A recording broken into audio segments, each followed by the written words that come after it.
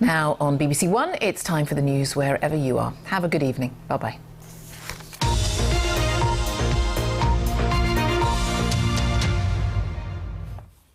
Good evening. A man has been arrested on suspicion of attempted murder after a shooting in Bradford. Last night, a masked man fired a gun at an off-licence on Tor Road and then ran from the scene. A 30-year-old man was taken to hospital with serious injuries. A woman's also been arrested on suspicion of assisting an offender. Both the arrested man and woman remain in police custody.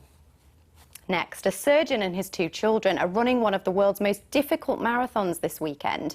Professor Peter Giannaudis, his daughter and son all work at medics at the Leeds General Infirmary. Well, now the 3 of them are taking on the Athens Marathon to raise money and awareness for the charity they set up, which helps those who have suffered from catastrophic, life-changing injuries.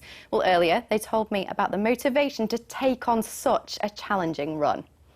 Over 16,000 people die as a result of major trauma in England and in Wales on an annual basis.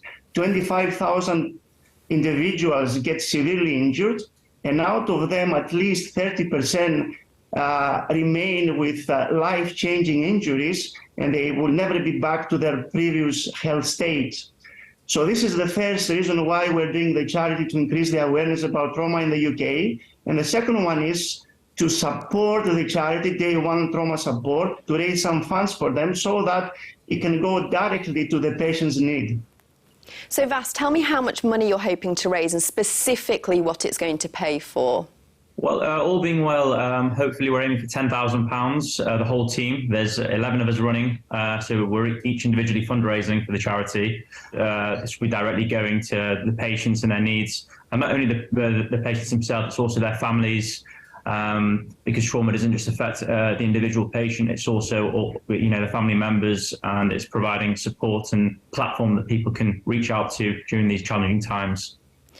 And Marilina, you've worked together, you all worked together at the LGI. How many marathons have you done together? So this will be our 4th. The Athens Marathon is the only one that we've run all together. That's because it's the most challenging one. We like to push ourselves to the limits. It's considered, if not one of the most challenging, the most challenging there is. There's a lot of uphill, there's a lot of downhill. Obviously, we're in Athens, so the weather can be quite warm. So we don't do anything by halves. We push ourselves to the limits each time. Very good luck to you from all of us here at Look North. Thank you. Thank you very much. Now, extra clinics have been taking place today at Sheffield's Children's Hospital. It's an attempt to clear the backlog of cases caused by COVID. They've named it Super Saturday, and 75 surgical procedures have been planned, along with over 400 appointments. Families with ill children have welcomed the extra clinics and the convenience of being seen at the weekend. When children wait for a long time before they see a doctor, that can be unsafe at times.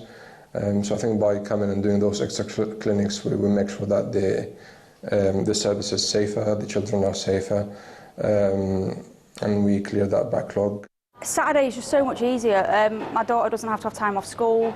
The last appointment we had would have been a weekend, so she'd have had to have a full day off. So being able to come in on a Saturday, the benefits of it is just so much easier for me. Finally, a horse in North Derbyshire has been raising funds for the Royal British Legion.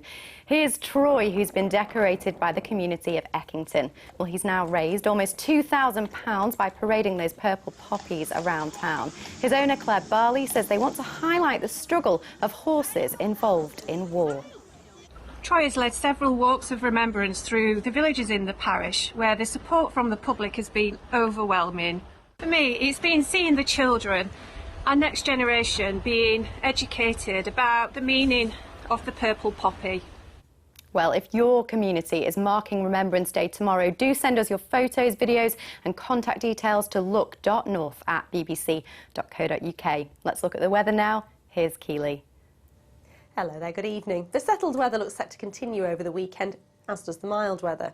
Dry with clear spells this evening. I think overnight, particularly towards the end of the night, we'll see mist, fog and low cloud developing, particularly across eastern counties, and temperatures will fall back to around 8 or 9 degrees. So tomorrow, patchy mist, fog and low cloud. Some of that low cloud will linger and struggle to lift, but I'm hopeful it should gradually thin and brighten through the day. It's going to be a mild day, probably temperatures a little higher than today, getting up to around. That's all. Corinne's back tomorrow at 6:10. Goodbye.